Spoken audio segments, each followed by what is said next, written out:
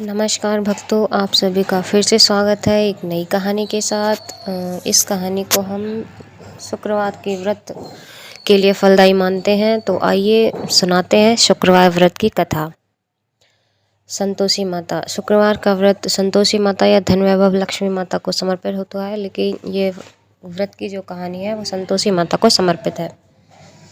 एक बुढ़िया थी, उसके 7 बेटे थे। 6 कमाने वाले थे, एक निकम्मा था। बुढ़िया माँ 6 बेटों की रसोई बनाती, भोजन कराती और कुछ झूठन बचती तो वह 7वें को दे देती थी। परंतु वह बड़ा भोला भाला था, मन में कुछ विचार नहीं करता था। एक दिन बहू से बोला, देखो मेरी माँ को मुझ पर कितना प्रेम है। वह बोली, क्यों नहीं, सबका झूठा बचा हुआ तो तुमको खिलाती है। वह बोला, ऐसा नहीं हो सकता, मैं जब तक आंखों से न देख लूं मान नहीं सकता। बहू ने हंसकर कहा, देख लो तब तो मानोगे। कुछ दिन बाद त्योहार आया। घर में 7 प्रकार के भोजन और चूरमे के लड्डू बने। वह जांचने को सिर दुखने का बहाना कर पतला वस्त्र सिर पर ओढ़े रसोई घर में सो गया। वह कपड़े में से सब देखता रहा। 6 भाई भोजन करने आए। उसने देखा माँ ने उसके लिए सुंदर आसन बिछा नाना प्रकार की रसोई परोसी और आसन करके उन्हें जमाया। वह देखता रहा। 6 भोजन करके उठे तब माँ ने झूठी थालियों से लड्डुओं के टुकड़े उठाकर एक लड्डू बनाया। झूठन साफ कर बुढ़िया माँ ने उसे पुकारा, बेटा 6 भाई भोजन कर कर चले गए, अब तू ही बाकी है, उठ, तू कब खाएगा। वह कहने लगा, माँ मुझे भोजन नहीं करना, मैं अब परदेश जा रहा हूँ। माँ ने कहा, कल जाता हो तो आज चला जा। वह बोला, हाँ आज ही जा रहा हूँ। यह कहकर वह घर से निकल गया। चलते समय स्त्री की याद आई। वह गौशाला में कंडे थाप रही थी। वहाँ जाकर बोला, हम जावें परदेस, आवेंगे कुछ काल, तुम रहियो संतोष में, धर्म आपनो पाल। वह बोली, जाओ पिया आनंद से, हमारो सोच हटाए, राम भरोसे हम रहे, ईश्वर तुम्हें सहाय। 2 निशानी अपनी अपनी देख, धनु में धीर, सुधी मति हमारी, बिसरइयो राखी मन गंभीर। वह बोला, मेरे पास तो कुछ नहीं है, यह अंगूठी है सो ले लो, अपनी कुछ निशानी मुझे दे दो। वह बोली, मेरे पास क्या है, यह गोबर भरा हाथ है। यह कर उसकी पीठ पर गोबर के हाथ की थाप मार दी। वह चल दिया। चलते चलते दूर देश पहुंचा। वहाँ एक साहूकार की दुकान थी। वहाँ जाकर कहने लगा, भाई मुझे नौकरी पर रख लो। साहूकार को ज़रूरत थी, बोला, रह जा। लड़के ने पूछा, तनख्वाह कितने दोगे, तनख्वाह क्या दोगे। साहूकार ने कहा, काम देखकर दाम मिलेंगे। साहूकार की नौकरी मिली। वह सुबह 6 बजे से 12 बजे तक नौकरी बजाने लगा। कुछ दिनों में दुकान पर सारा लेन देन, हिसाब किताब, ग्राहकों को माल बेचना, सारा काम करने लगा। साहूकार ने 7-8 नौकर थे, वे सब चक्कर खाने लगे। यह तो बहुत होशियार बन गया। सेठ ने भी काम देखा तो 3 महीने में ही उसके आधे मुनाफे का हिस्सादार बना दिया। कुछ वर्ष में ही नामी सेठ बन गया और मालिक सारा कारोबार छोड़कर चला गया। अब बहू पर क्या बीती सो सुनो। सास ससुर उसे दुख देने लगे। सारी गृहस्थी का काम करा के उसे लकड़ी लेने जंगल में भेज दे। इस बीच घर के आटे से जो भूसी निकलती उसे रोटी बनाकर रख दी जाती। सूखे नारियल की नारेले से पानी, इस तरह दिन बीतते रहे। एक दिन वह लकड़ी लेने जा रही थी। रास्ते में बहुत सी स्त्रियां संतोषी माता का व्रत करते दिखाई दी। वह वहाँ खड़ी होकर कथा सुनने लगी और पूछा, बहनों तुम किस देवता का व्रत करती हो और उसे करने से क्या फल मिलता है। इस व्रत को करने की क्या विधि है। यदि तुम अपने इस व्रत का विधान मुझे समझाया करोगी तो मैं तुम्हारा बड़ा एहसान मानूंगी। तब उनमें से एक स्त्री बोली, सुनो, यह संतोषी माता का व्रत है। इसे करने से निर्धनता दरिद्रता का नाश होता है, लक्ष्मी आती है, मन की चिंताएं दूर होती हैं, घर में सुख होने से मन को प्रसन्नता और शांति मिलती है, निपुति को पुत्र मिलता है, प्रीतम बाहर गया हो तो शीघ्र घर आता है, कुंवारी कन्या को मनपसंद वर मिलता है, राजद्वारी में बहुत दिनों से मुकदमा चल रहा हो तो खत्म हो जाता है, कलेश कलह की निवृत्ति हो, सुख शांति होती है, घर में धन जमा होता है, पैसा जायदाद का लाभ होता है, रोग दूर हो जाते हैं तथा जो कुछ मन में कामना हो सब संतोषी माता की कृपा से पूरी हो जाती है, इसमें संदेह नहीं है। वह पूछने लगी, यह व्रत कैसे किया जाता है, हमें भी बताओ तो बड़ी कृपा होगी। वह कहने लगी, 1.25 आने का गुड़ चना लेना, इच्छा हो तो 5.25 आने का लेना, ₹100 का भी सहूलियत के अनुसार लेना, बिना परेशानी और श्रद्धा से प्रेम में जितना भी बन पड़े सवाया लेना। प्रत्येक शुक्रवार को निराहार रहकर कथा सुनना, इसके बीच क्रम टूटे नहीं। लगातार नियम पालना करना, सुनने वाले कोई न मिले तो दीपक जलाकर उसके आगे जल के पात्र को सामने रखकर कथा कहना, परंतु नियम न टूटे। जब कार्य सिद्ध न हो तो नियम का पालन करना और कार्य सिद्ध हो जाने पर व्रत का उद्यापन करना। 3 मास में माता फल पूरा करती हैं। यदि किसी के गृह में खोटे भी हों तो भी माता वर्ष भर के कार्य में सिद्ध करती है। फल सिद्ध होने पर उद्यापन करना चाहिए, बीच में नहीं। उद्यापन से 2.5 सेर आटे का खाजा और इसी परिणाम से खीर तथा चने का साग करना। 8 लड़कों को भोजन कराना, जहाँ तक मिले देवर जेठ भाई बंधु के यहाँ, न मिले तो रिश्तेदार आस पड़ोसियों को बुलाना, उन्हें भोजन कराना या शक्ति दक्षिणा दे माता का नियम पूरा करना। उस दिन घर में खटाई न खाना। यह सुन बुढ़िया के लड़के की बहू जल्दी रास्ते में लकड़ी के बोझ को बेच दिया और उन पैसों से गुड़ चना माता के व्रत की तैयारी करने चली आई। सामने मंदिर देखकर पूछने लगी, यह मंदिर किसका है? सब कहने लगे, संतोषी माता का मंदिर है। यह सुनकर माता के मंदिर में जाकर चरणों में लौटने लगी, दीन हो विनती करने लगी, माँ मैं निपट अज्ञानी हूँ, व्रत के कुछ भी नियम नहीं जानती, मैं दुखी हूँ। हे माता जगत जननी, मेरा दुख दूर कर, मैं तेरी शरण में हूँ। माता को याद आई। एक शुक्रवार बीता तो दूसरे को उसके पति का पत्र आया और तीसरे शुक्रवार को उसको उसका भेजा हुआ पैसा पहुँचा। यह देख देवर जेठानी मुँह से कोड़ने लगे, इतने दिनों में इतना पैसा आया है, इसमें क्या बड़ाई है? लड़के ताने देने लगे। काकी के पास पत्र आने लगे, रुपया आने लगा। अब तो काकी की खातिर बढ़ेगी, अब तो काकी बोलने से भी नहीं बोलेगी। बेचारी सरलता से कहती, भैया कागज आवे रुपया आवे, हम सब के लिए अच्छा है। ऐसा कहकर आंखों में आंसू भरकर संतोषी माता के मंदिर में मातेश्वरी के चरणों में गिरकर रोने लगी। माँ मैंने तुमसे पैसा कब मांगा? मुझे पैसे से क्या काम है? मुझे तो अपने सुहाग से काम है। मैं अपने स्वामी के दर्शन मांगती हूँ।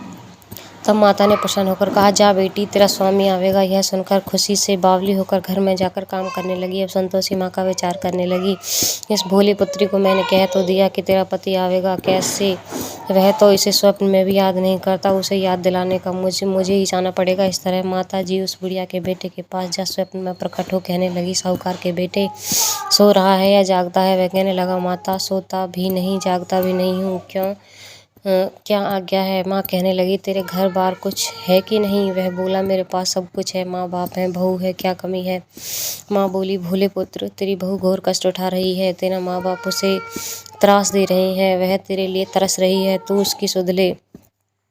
वह बोला, हाँ माताजी, यह तो मालूम है, परंतु जाऊँ तो कैसे? परदेश की बात है, लेन देन का कोई हिसाब नहीं, कोई जाने का रास्ता नहीं आता, कैसे चला जाऊँ? माँ कहने लगी, मेरी बात मान, सवेरे नहा धोकर संतोषी माता का नाम ले, घी का दीपक जला, दंडवत कर दुकान पर जा बैठ। देखते देखते सारा लेन देन चुक गया, जमा का माल बिक गया, सांझ होते होते धन का भारी ढेर लग जाएगा। अब सवेरे जल्दी उठ, भाई बंधुओं को सपने की सारी बात कहता है, सब उसकी अनसुनी कर दिल लगी उड़ाने लगते हैं। कभी सपने भी सच होते हैं, वैसा ही करने से तेरा क्या हो जाता है? अब बूढ़े की बात मानकर वह नहा धोकर संतोषी माता को दंडवत, घी का दीपक जला, दुकान पर जा बैठता। थोड़ी देर क्या देखता कि देने वाले रुपये लाने लगे, लेने वाले हिसाब लेने लगे।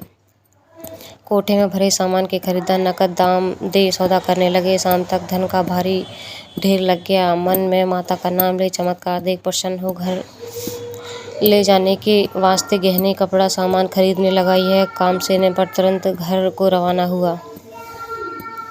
बहू बेचारी जंगल में लकड़ी लेने जाती, लौटते वक्त माताजी के मंदिर में विश्राम करती। वह तो उसके प्रतिदिन रुकने का जो स्थान ठहरा। धूल उड़ती देख वह माता से पूछती, हे माता, यह धूल कैसे उड़ रही है? माता कहती, हे पुत्री, तेरा पति आ रहा है, अब तू ऐसा कर, लकड़ियों के 3 बोझ बना ले, एक नदी के किनारे रख और दूसरा मेरे मंदिर पे और तीसरा अपने सिर पर रख। तेरे पति को लकड़ियों का गट्ठा देख मोह पैदा होगी, वह यहाँ रुकेगा, नाश्ता पानी खाकर माँ से मिलने जाएगा। तब तू लकड़ियों का बोझ उठाकर जाना और चौक में गट्ठा डालकर जोर से आवाज़ लगाना, लो सासू जी लकड़ियों का गट्ठर लो, भूसी की रोटी दो, नारियल के खेपड़े में पानी दो, आवाज़ मेहमान कौन आया है, बहुत अच्छा है।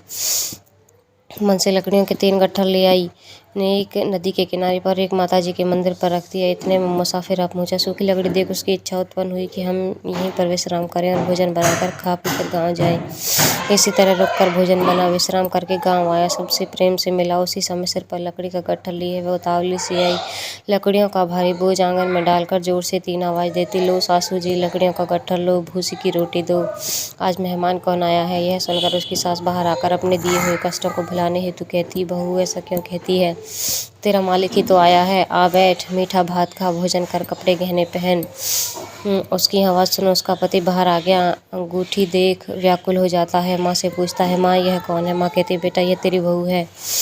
आज 22 वर्ष हो गए जब से तू गया है, तब से सारे गांव में जानवर की तरह भटकती फिरती है। घर का कामकाज कुछ करती नहीं, 4 पहर आकर खा जाती है।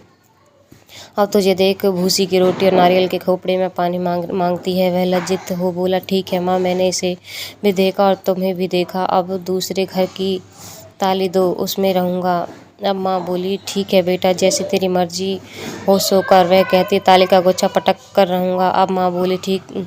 उसने ताली लेकर दूसरे मकान की तीसरी मंजिल का कमरा खोला और सारा सामान जमा। एक दिन में राजा के महल जैसा ठाट बाट बन गया। अब क्या था, बहू सुख भोगने लगी।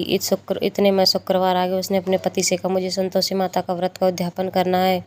उसका पति बोला, अच्छा, खुशी से कर लो। वह उद्यापन की तैयारी करने लगे। जेठानी के लड़कों को भोजन के लिए कहने लगी। उन्होंने मंजूर किया, परंतु पीछे से जेठानी ने अपने बच्चों को सिखाया, देखो रे, भोजन के समय सब लोग खटाई मांगना, जिससे उसका उद्यापन पूरा न हो। लड़की जीमने आ गई। खाना पेट भर खाया, परंतु बाद में खाते ही कहने लगे, हमें खटाई दो, खीर खाना हमको नहीं भाता, देखकर अरुचि होती है सब। वह कहने लगी, भाई खटाई किसी को नहीं दी जाएगी, है संतोषी माता का प्रसाद है।